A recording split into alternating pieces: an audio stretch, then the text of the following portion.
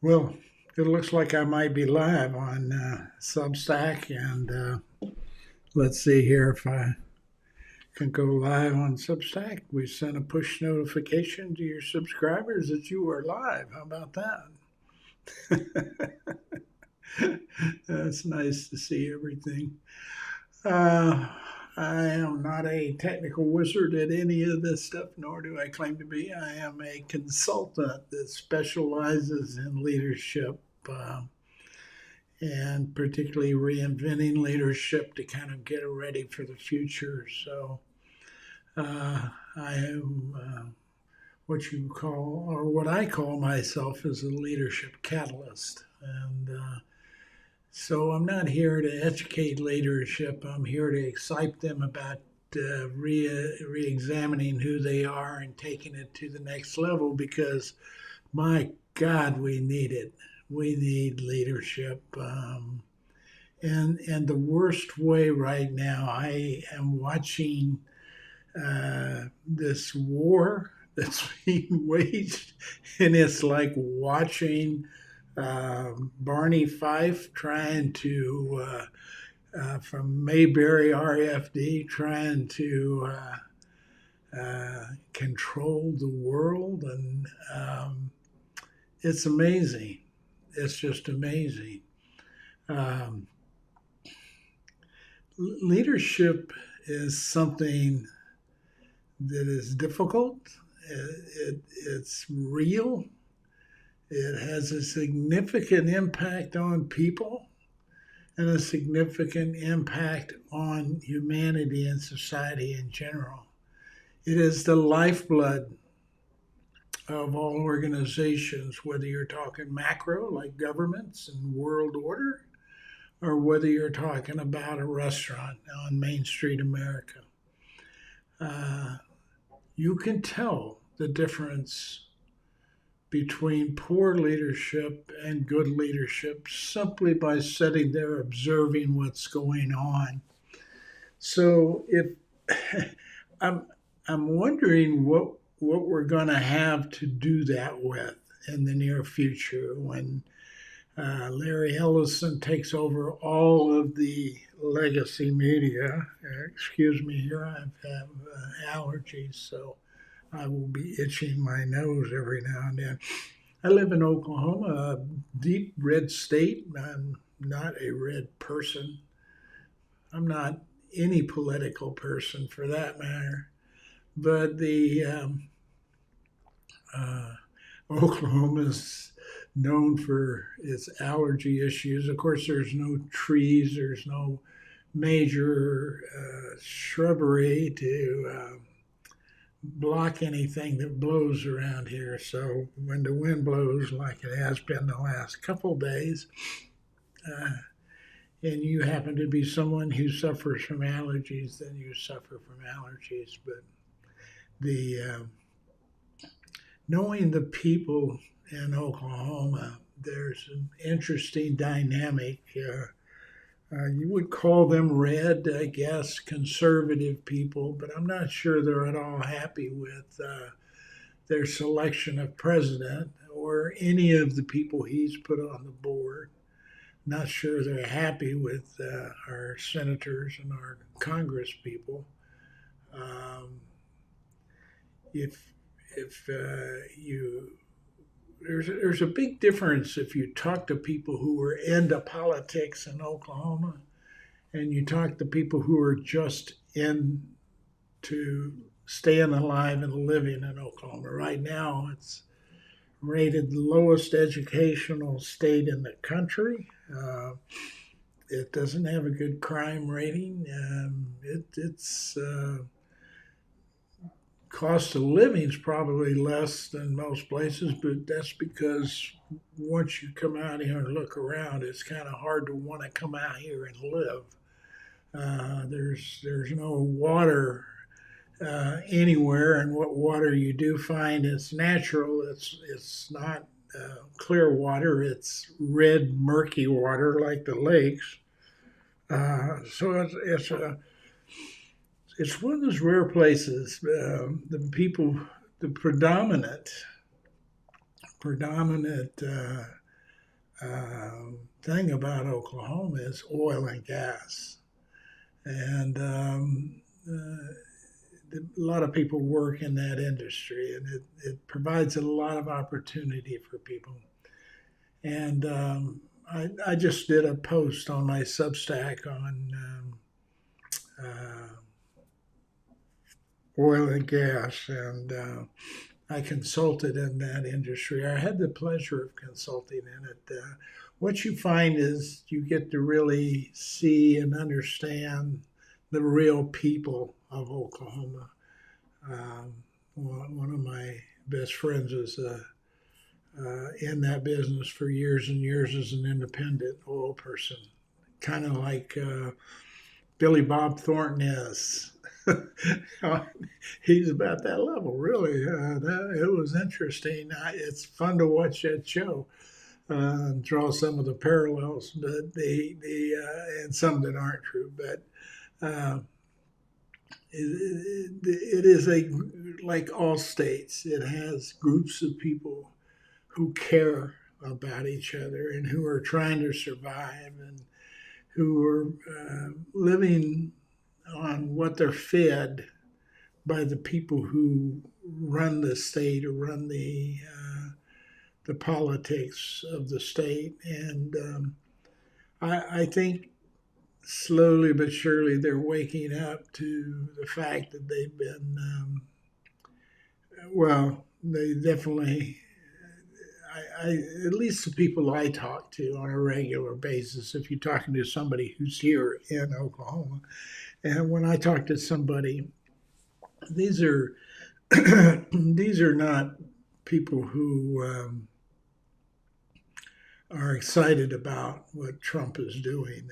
This is not per se. I'd say they're probably more towards the Marjorie Taylor Greene group. Just totally disillusioned now because they can't probably grasp why things are the way they are in Oklahoma and the rest of the country for that matter. The fact that we're divided, I'm going to be 80 years old in July, so I've pretty much seen some pretty major transitions from the early 1960s or in the mid 1950s when I was a kid, just 12 to 16 in that area.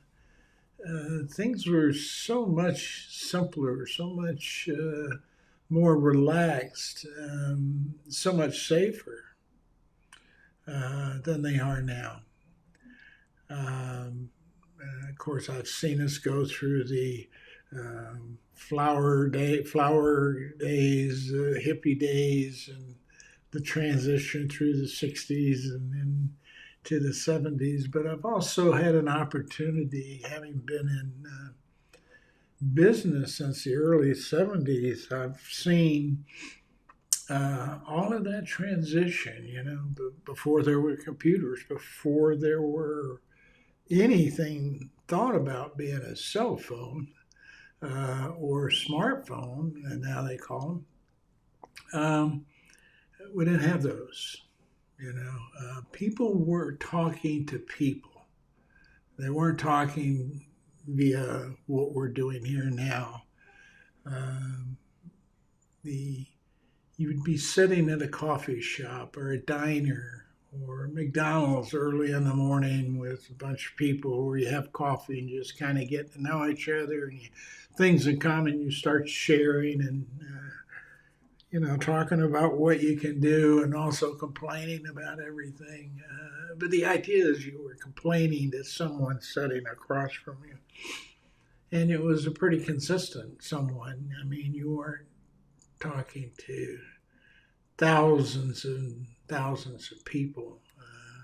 I can't imagine being on air and talking like one of the groups that I tend to watch because they are a pretty factual based and evidence based group. And that's important that when you're, as a communication person, someone who uses communication to build cultures and relationships and leadership.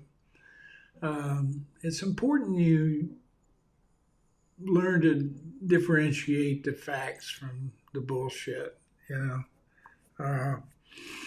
And that's not an easy thing to do today.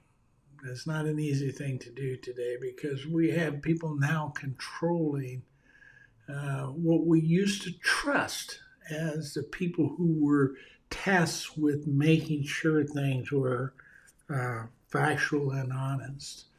That was a big part of it. I remembered, what was that, 50s and early 60s, when the news departments of media organizations were money losers. They weren't the revenue generators they are today with massive cable networks everywhere.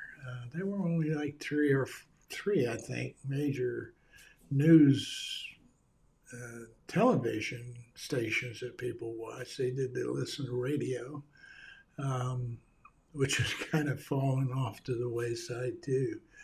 But these were the connections, and you trusted what you heard because they were held to standards that you know, it was a big deal if somebody lied about something or tried to make something look good just to get better ratings. The news, the ratings in the news for those times were probably not as popular. You know, you only had a half hour, 6 to 6:30 or 5:30 to 6 or something like that. They only had a half hour. And then you had local news in the evening for a half hour, and that was it. So there wasn't much flair about it. There wasn't much need to hype it up and make it terrific. You didn't find the best looking anchors on the news. You found them, you know, they were in the shows and other things on TV, but they weren't your prime people now. And that all turned. I saw that turn, and when it turned when Ted Turner and his group of people in Atlanta, and they began to do, oh wow, why don't we give news 24/7 and have 4 or 5 networks? Wouldn't that be exciting? Well, I don't think it's turned out to be very exciting. I think it's turned out to be a thorn in people's side, because that's when people stopped talking to each other about what they thought was going on, and they started listening to what the news said. And then the news started to be influenced by a lot of forces that probably had less influence on them in the beginning. And then here we are now, where all legacy media, all those networks, all the television stations, everything probably owned by 1 or 2 people, and those 2 people are primarily supporting what we call the oligarch society that we are now discovering has been pulling the strings for over 50 or 60 years. And it's interesting because I can now look back over those and see the strings being pulled. As we were in business and we were dealing with healthcare, excuse me, there were companies that were paying for college education. They were paying 100% of your health care to have you come work for them. Then over time, is, well, let's put a little more on them. And the rationale was, if we make them pay for it, then maybe they will take care of themselves better. They won't, that also didn't pan out. We were heavier and probably not as healthy as people back 50 years ago. Uh, so this idea of putting more onto the people and keeping more into the profit center for the people who ran the companies, I saw that evolve over several decades, and of course now we have some really great reporters that have written some books that delve back into that movement. Has been something that's been going on since the end of World War II.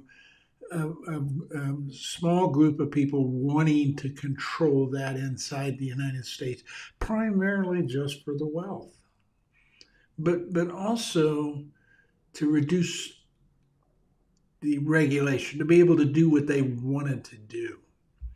And they hadn't been able to do that since the turn of that century,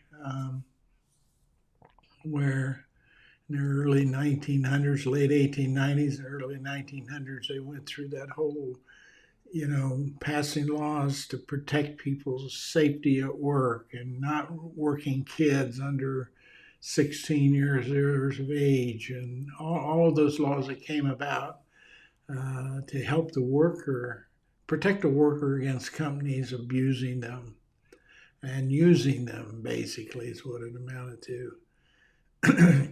And we began, and that's sort of what made our country at that time different from the rest of the world. It's funny because now it's almost reversed. The rest of the world is about where we were as we were going into, the 30s and 40s and 50s, when things were easier and more productive, and people were more unified, and there was an interest in working for a company. If you liked this company, you'd work for it for 50 years and you were proud to work for it. There's none of that now. There's none of that.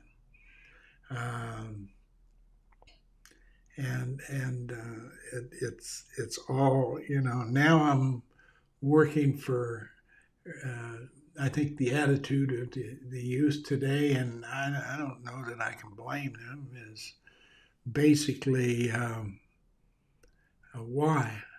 Why do I need to be dedicated to a company? What's important about that? I don't get anything extra out of it if I put extra energy into it. So why should I do that? So that's what you're getting now. That's what you're getting now. And so then you get into the battles of organizations fighting with employees about keeping them in the organization, making them come in and do the work. I think this all came to light during the COVID section. Those years of the COVID period, where we really kind of discovered the importance of employees. And employees also discovered the importance of themselves to companies. We had a lot of companies that just failed during that period of time because they couldn't keep employees working. So employees realized there was some power in those numbers. And when they came back, it was, we're going to talk about working from home, balanced work life, I think was a term that I had never heard until probably this last 5 or 10 years. There was treatment. That was certainly something that people were concerned with, but it wasn't one of those situations where people were locked into the company because they liked the company. They saw the purpose of it. It was providing them something to have. When I first started, there were, I think, a point where I had the vast majority of college education for bachelor's degree covered. my expenses for that. I did that while I worked. The coverage was pretty much. I negotiated one deal that covered almost 100% of my health care coverage for a while. Then that began to dwindle, and as we began to take that away, and like I said, the money was shifting to the top of the organization, and less emphasis was being placed on the workforce. And here we are today. Here we are today, and you have to look at that and you say, well, we have some of the most successful companies in the whole world. Look at Amazon, look at Meta, look at Microsoft and Google, and those are all tech companies, by the way. I don't think you see many retail industries talking that language. You see some financial institutions that way, but you don't see a lot of retail. You don't see a lot of food industries that have that same, have that same level of success, if you will, that Amazon and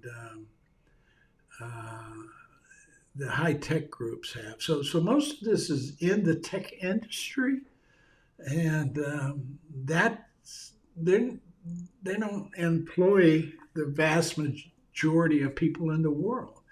The vast majority of people in the world in the United States aren't even employed by big companies. They're employed by small businesses, multitudes of small businesses all over the country. So when you talk about where are we heading, we're beginning to lose sight of what we have had in the past and could have in the future, what we need to have in the future. That is a unity, a sense of purpose, a sense of doing something other than for the funds that are involved in it. It still doesn't keep people from becoming billionaires, but it simply means you may not be multi-billionaires, and that you would distribute some of that down to the people. I was mentioning earlier, I was watching the Landman, which is a series on CBS, and I don't know why I'm watching CBS anymore because I'm really mad at them, but that's not Billy Bob Thornton's problem, That's not the actors, and that's not their problem. That's the executives' problems. The last show in the series, he was fired by the executive for not having the same vision as the wife had for her husband, who had passed away, their future for the company. And he had gotten his son together and some of the crew that worked for him with this other company that he was fired from, and a lawyer and some of that. Anyway, the net of this is they went out and bought up some mineral rights in western Texas. If you've been out in that area, you understand that's not an easy thing to do. And those oil wells that they had purchased or had gotten leases on were hitting drilling wars. So he went in, got some money from a somewhat skeptical source, which sometimes happens when you're looking for money and it's not readily available, and people are doing it based on a high risk scenario. All this rings true, but the point I'm trying to make is he got those 15, 20 people that were now part of an oil company that was just formed. And the first thing he said was, we're going to take 25% of all profits and put it into an account, and that's going to go to all of the employees of the company. And that is basically unheard of. And just about any oil company out there today or any company out there today. But that's how you used to start. So it's led me to understand over my 50 years I've been in leadership in different kinds of businesses. Now, it was oil and gas was one of them, and the medical was one, the food industry was one. There's some commonality about what holds companies together. One of them is the people who deliver those products and services. Another one is the leadership that hold together the people and get things to the point where the company begins to develop some sort of culture that's focused on delivering those. So there's purpose behind it. When you start a company like Billy Bob Thornton did last week, it's new, it's fresh, it's small, it's purpose driven. He isn't in it. I mean, he is in it because he wants to try to make something of it. And he knows it requires all of those people he was talking to, even though it was only like 20 of them when they first started, it requires them all. And they all are going to contribute to the success of that company. And that's the feeling you have when you start a company. I've sat in front of boards and small companies too. But and when I began to intervene as a consultant, I wanted a general feeling of why they feel they are in this business. Because they could get out of that business and do something else and make more money if money was the driver. That's the point I was trying to make. But I asked them a question. Why are you specifically in this business? Tell me now. And write it down on a piece of paper. Don't talk it over amongst yourself. Just when I'm done asking this question, write the first thing pops into your head. And it's astounding to me the difference between the board of directors and the executive team of a company in a meeting like that. When I ask that question, the variance between them all. And we talk about that a little bit, because when you reach a certain level, when we come in to build it and change a culture or do something like that, it's a troublesome time period. The company is in existence, or they stumbled in, and they're running into a little difficulty.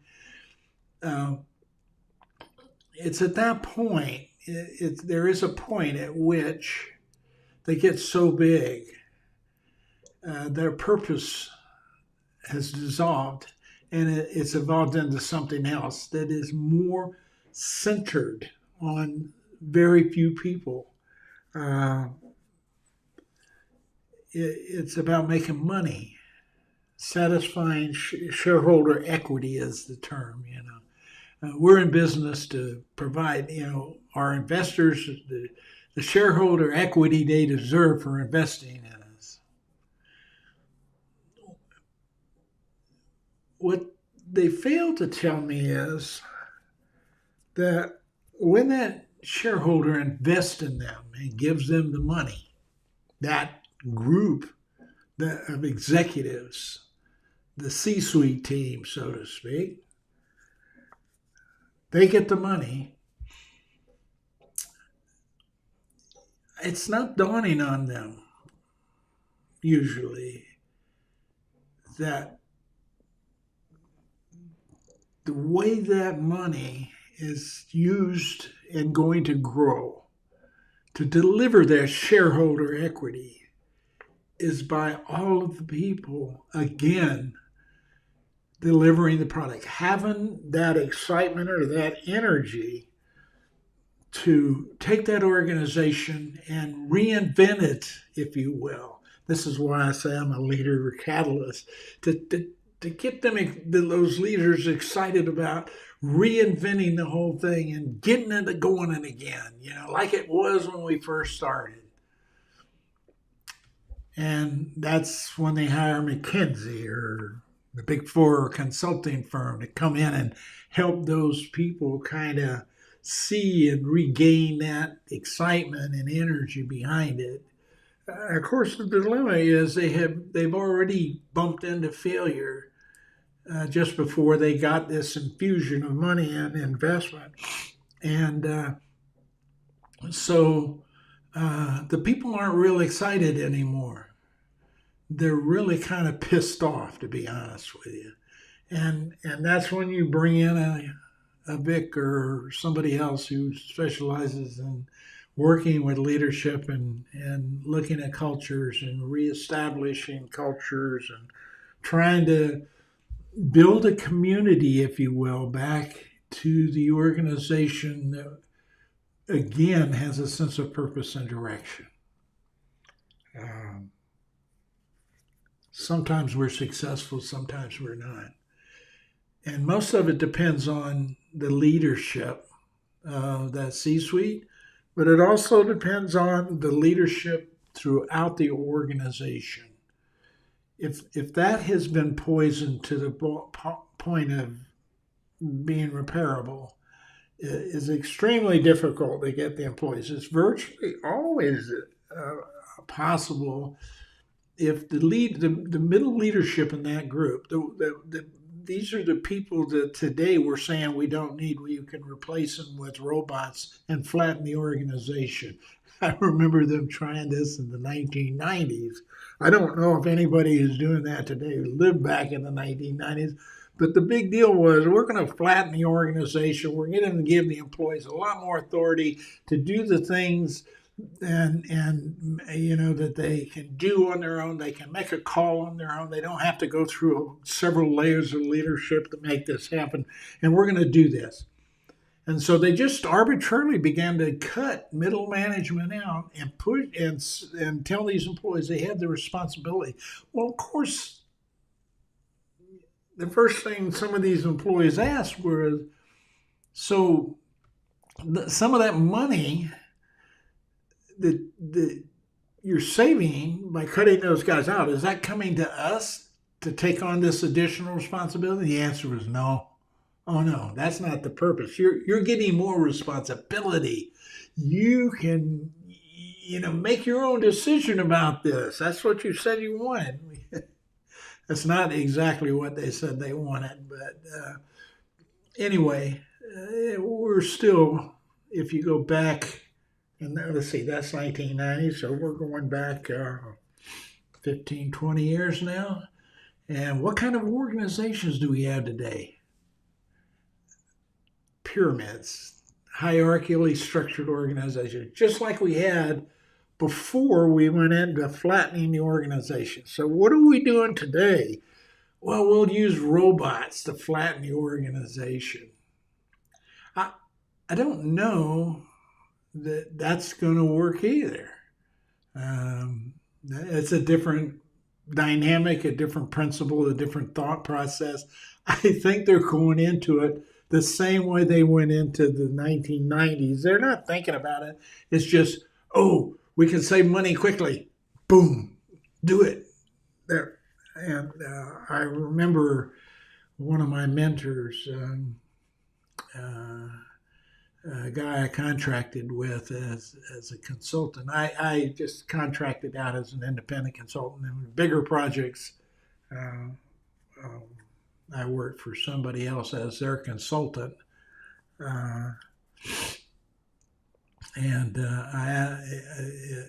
It's just, when talking with him, he was the guy who was saying, Vic, there's a whole bunch of people who don't ask a question when they get all this put together. They're just so excited about what they put together.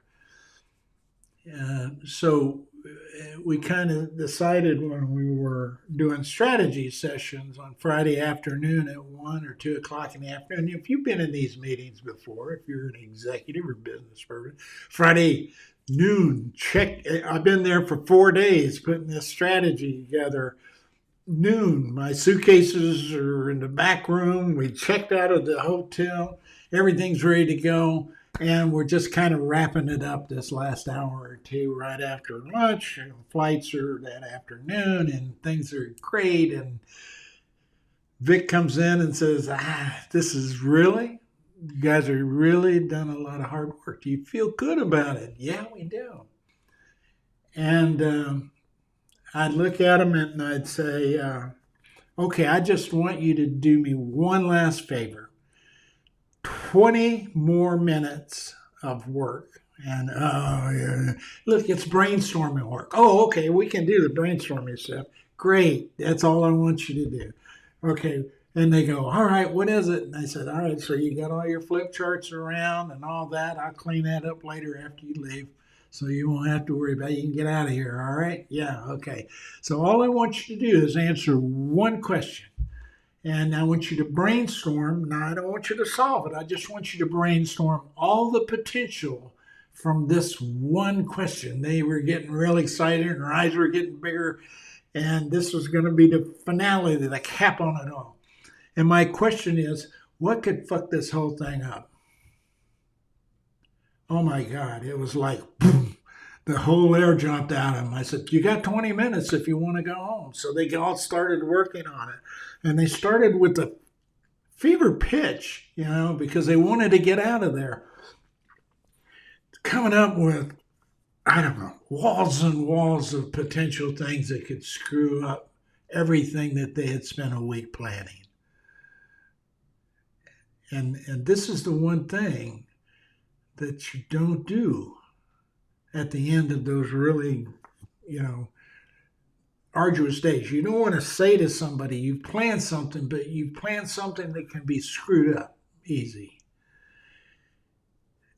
And I would say probably 75% of the time, after they looked at, the people presented all of their potential problems around the room, they went back and checked in for another night. And I was there for another Saturday morning to help them work through the potential solutions to those potential problems that could screw everything up. And this is what's going on now with AI. This is what's going on with our, just look at the United States of America, a president and a Congress. And I'm not saying Republican or Democrat. If you're allowing it to happen, the whole damn Congress is responsible as far as I'm concerned. Somebody's not doing whatever it takes to make the other people stop. They're just saying, oh, we can't make it stop. They haven't figured it out. They haven't come together. They haven't did a potential problem analysis to make it work. Anyway, that's what's going on. You got a guy out there I'm going to create a war. I'm going to go in and take the president and the first lady of a country. By the way, I'll probably make Canada a state. They're not talking to anybody about this. This is just, there's no potential problem analysis for any of that anybody is presenting that I've heard over the last 2 years, or over the last year he's been in the position, or anybody has been in a position. And if you go to a hearing, I'm asking, why do we have them? As a communication expert and a consultant about communication building great organizations and great cultures, if you ask me into the hearing to give you some assessment of the hearing, I wouldn't even make it 10 minutes into one of those hearings, and I would simply say, stop, go home, get out of here. You're not solving anything. You're not solving anything. You're putting on a show for network TV or somebody or something. I don't know what it is, but you're not solving anything. So just stop it. Just stop what you're doing. Don't waste your time anymore. When you're ready to solve it, come back and let's talk about how we can put something together that will work, that has some teeth to it, that when you walk out of an hour or 5 hours or 6 or 7 hours of meeting, you have a product. And then let's do the potential problem analysis on that product to make sure we know what might screw it up and maybe see it coming and stop it before it happens. But just stop it. Just stop the whole damn thing. It was ridiculous. I can't even imagine sitting through that. I can't even imagine sitting through that. Listen to Pam Bondi was like, I worked for a guy in my early 70s called Ross Perot. He ran for president. I think the reason he couldn't be president is he would have fired everybody on the spot. No question about it. You're fired. Get out. You're not. It's not working. He definitely would have looked at Pam Bondi and said, "You're fired. Get out. That's it. You sue me, do whatever you want to do, but you're fired. You're not going to make another decision for this country."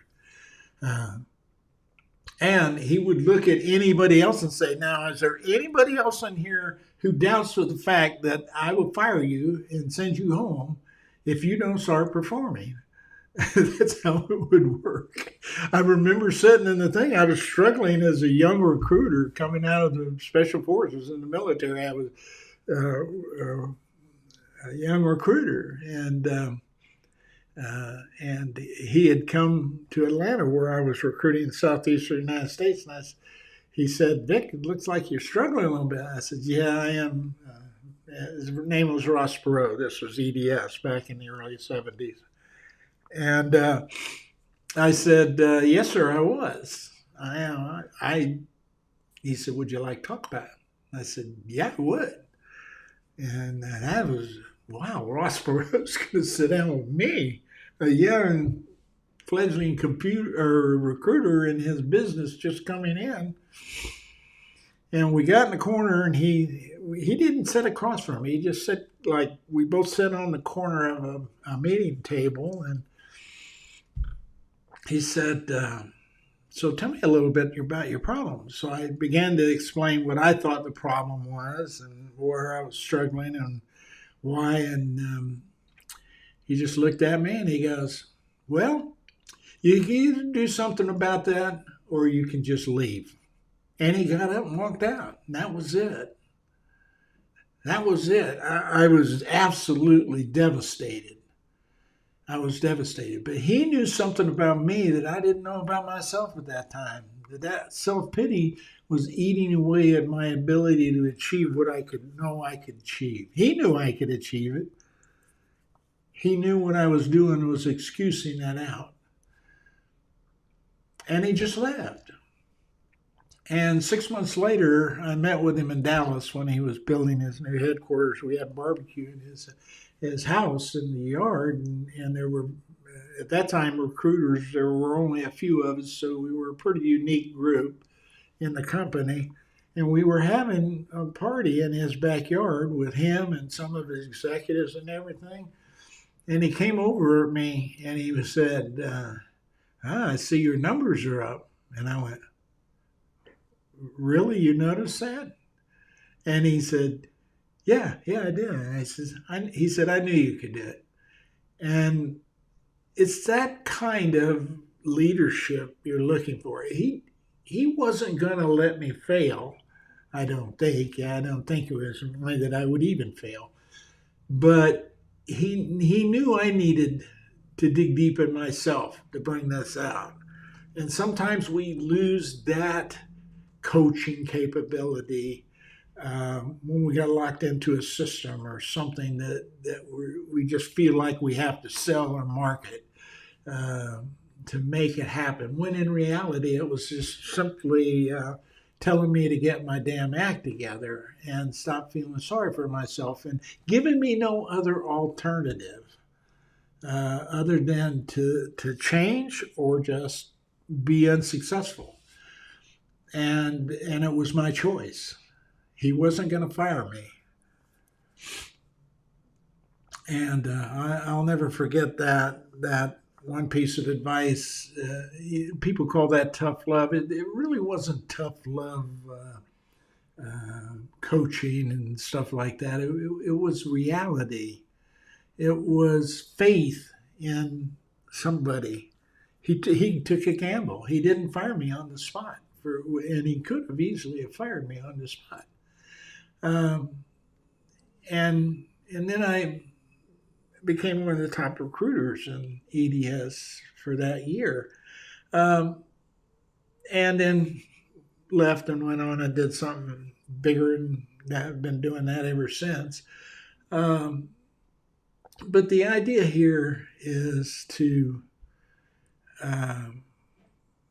understand the role that people play in your organization when you're and that normally happens when it first starts. It normally falls apart when you start deciding to go public and get other people involved in your business and investing in your business, and you're taking other money at that point. Now you're under somebody else's control. You're not controlling your business. And that in some ways that works out for people like Jeff Bezos and Mark Zuckerberg and all them. They took that route, and they are now multi-billionaires doing all of their stuff the way they want to do it. But their people, as a percentage of the success for that company, are not seen as having as much value as, say, a Zuckerberg or a Bezos had. And that's always frustrated me in terms of organizations and why why do you want to be in leadership? Well, I want to be in leadership. Most of the time, I felt like in companies, it was a matter of, it was the only source to the next step for more money. So if you were a great marketing, if you were a great salesperson, and you were going to go anywhere in the company, the next level was management and leadership. And there's a big difference between management and leadership and great sales. Getting a bunch of people to make great sales is different than you being a great salesperson. And there's two different principles there. And we would put people into those positions not realizing those principles. And so over the years, you begin to see these things that work, that make organizations successful, and those that could turn around, who could take and rebuild a culture and reestablish, or were driven by leaders in the organization who, and primarily leaders in the middle of the organization, down in the organization, who could get employees excited about doing this. And I always said we knew we were successful in our changes when employees were telling us, that is the leader that I grant the authority to lead me. When you have that kind of feeling going on with your staff, then, I grant you the authority to lead me. I want you to lead me. I need you to lead me. When you hear those words, then you've been pretty successful in moving this down. And I didn't mean to talk about all this on this because, one, my nose is itching like crazy. And so that tells me I'm not a robot. I'm human. Yay. So I just wanted to get on to Substack Live here and see if I could do it. having no technical ability at all in my whole life. I am a consultant, obviously. I'm not a tech wizard. I'm still trying to figure out how to effectively communicate with people over the air. How can you reach them? How can you stir their emotions without being there, right next to them, making them feel excited?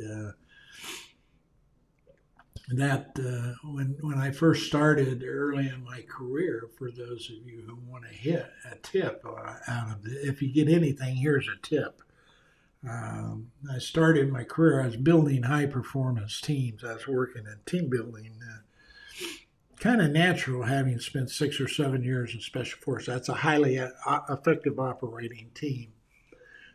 So I had some ability and expertise in that, but not from the corporate standpoint. The people that were on my team, if they didn't do what I told them to do, they'd go to jail. They could go to jail. Disobeying an order, so to speak. It was a punishable offense. Not so much the case in a company. So when I was having these team building sessions, they were going pretty good, I thought. And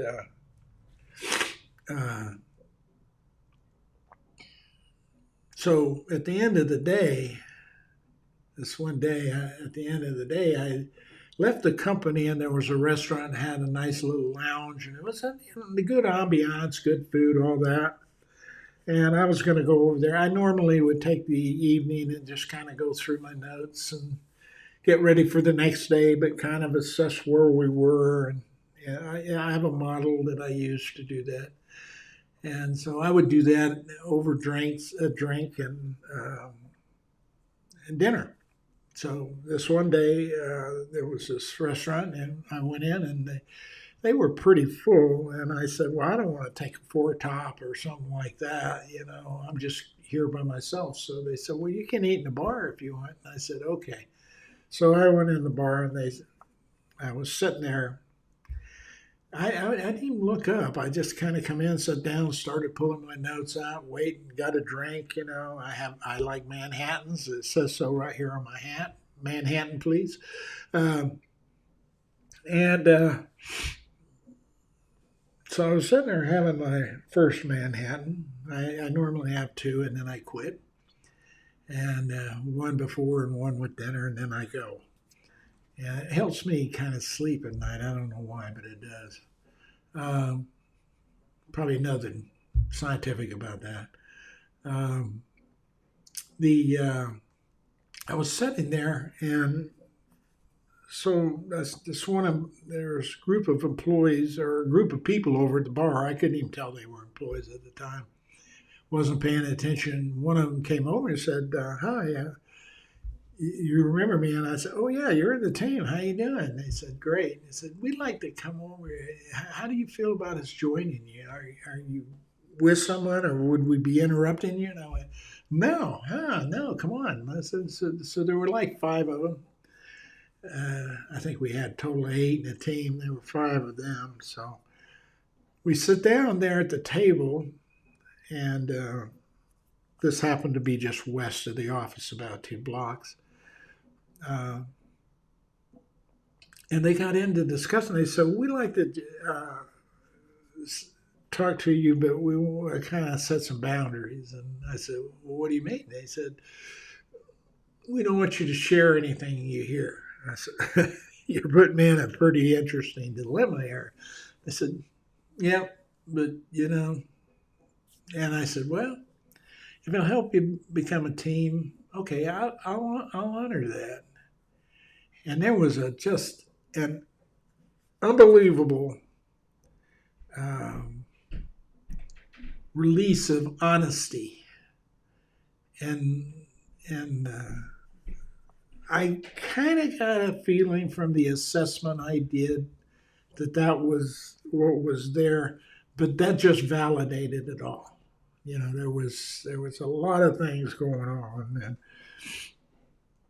it wasn't that they didn't like their boss, but they didn't know quite how to handle connecting with that boss, and that is the dilemma I found with so many leaders. It's not that the leader isn't proficient at their technical job of marketing or whatever it is, or even proficient at being a leader, resolving conflicts and things.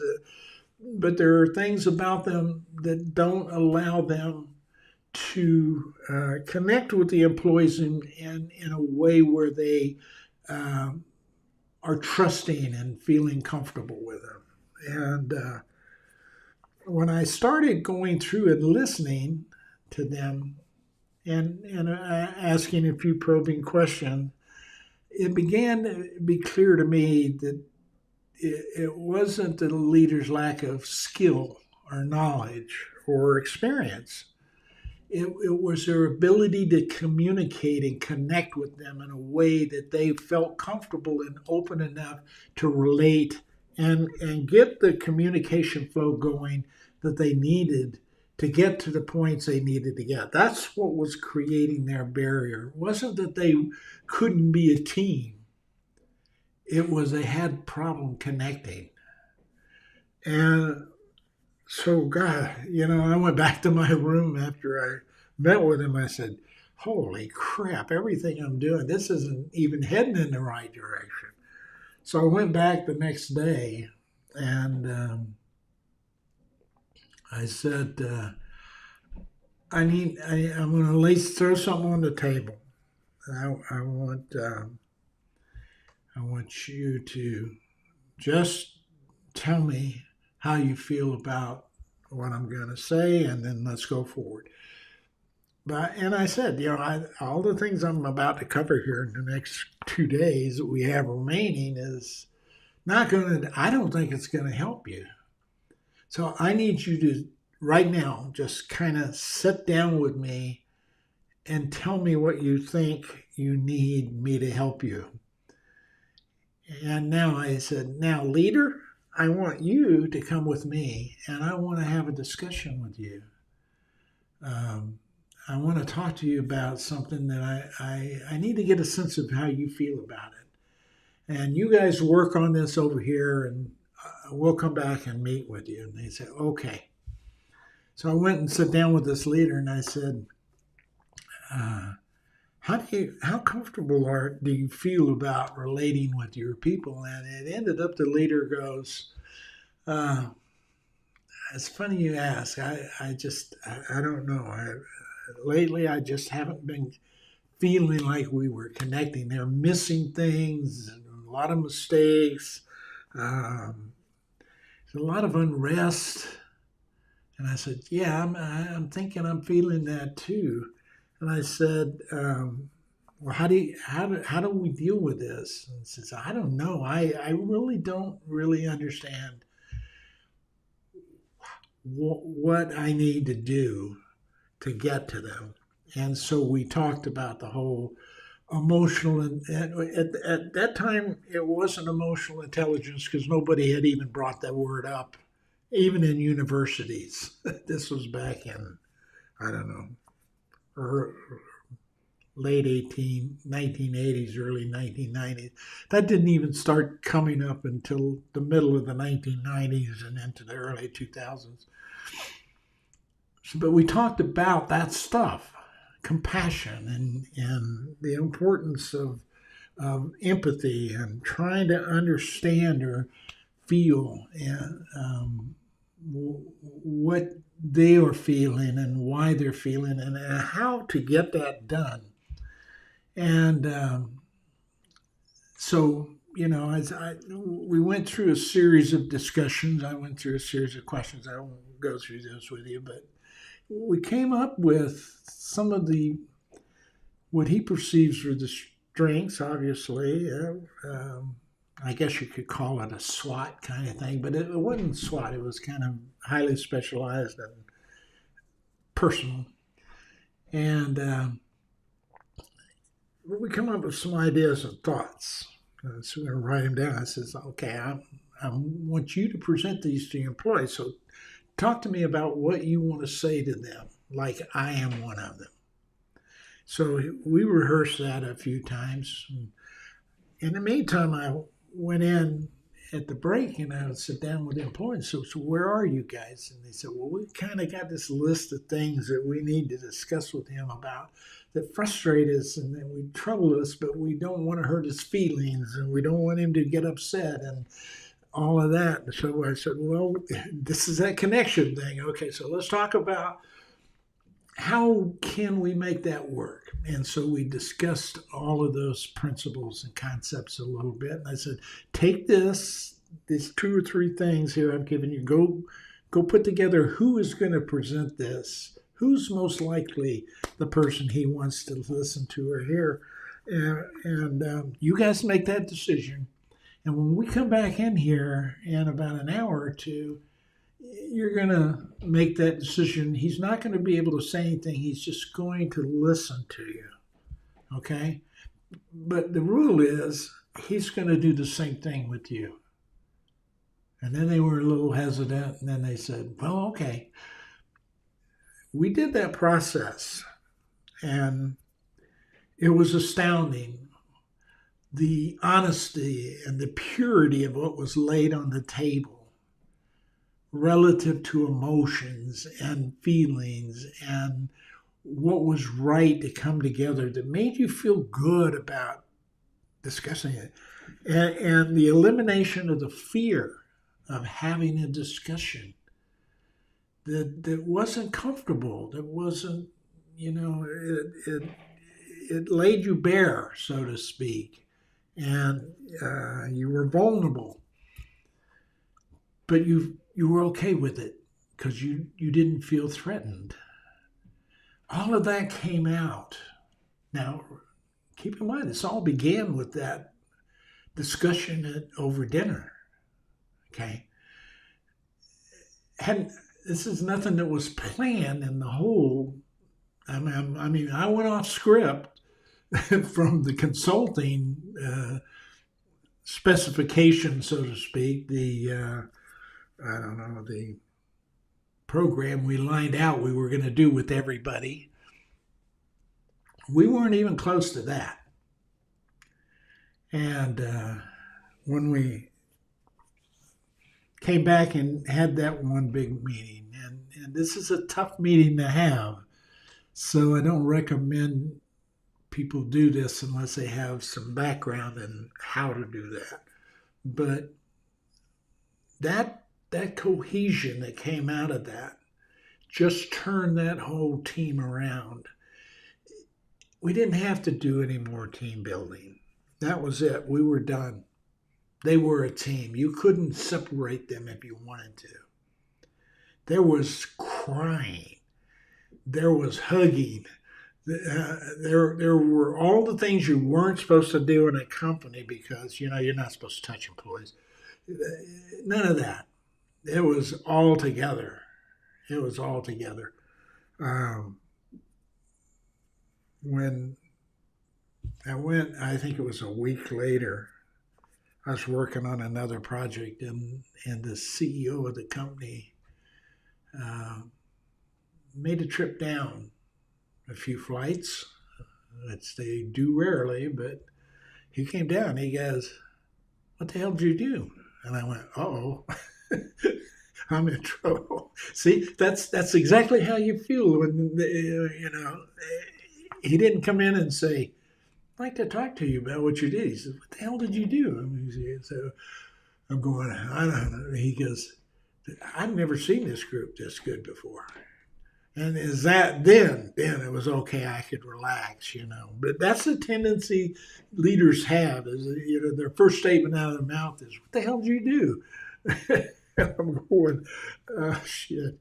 Anyway, and we talked about it. And that sold a full corporate transformation. A full corporate transformation of a major corporation, international corporation. They wanted it everywhere, as fast as we could get it rolled out, which that's in itself a different dilemma you have to deal with. But we had to go back, and then I went back with all the consultants that helped me think through that. I mean, I had some really great guys working with me next on their own projects and working. We were all working together and bouncing this off of them, and they were going, yeah, let's do this, let's do that. So I had all that talent with me working, and we put together a full program where we put together the full cultural change program this guy wanted in his company. And it was phenomenal. But it began with that out of the box, not following the structured program, just honest connection. Honest connection. Not leadership skill, connection. And it's something I don't know that I see happening very much anymore. And some of it I attribute to technology, because we take so much out of being able to get somebody excited about doing stuff like this. Because unless you're here with me, you don't feel it. You don't have the kinetic energy between us to feel it. Particularly if I'm constantly rubbing my nose, and that's all you see is my face and I'm rubbing my nose.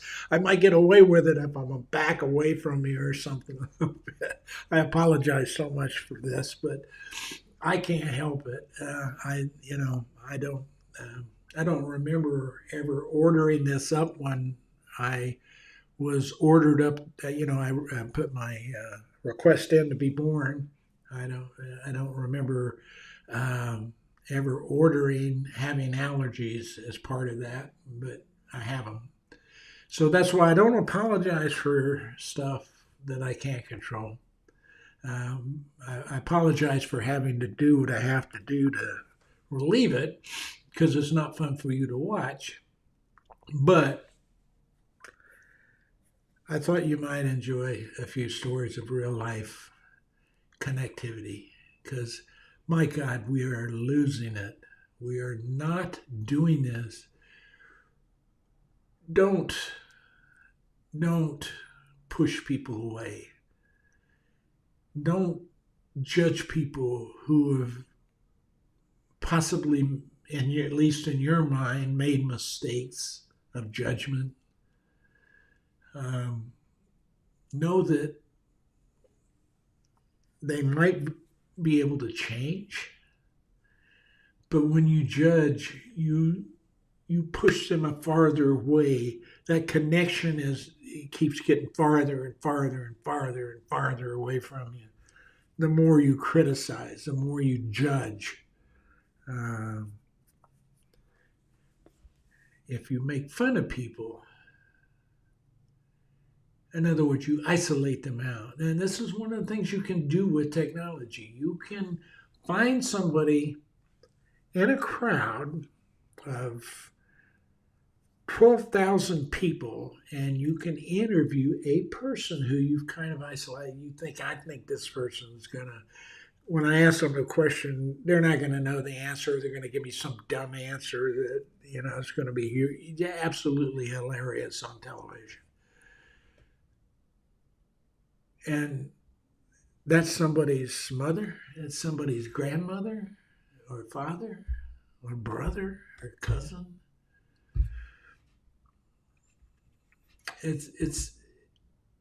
I don't know why you would do that.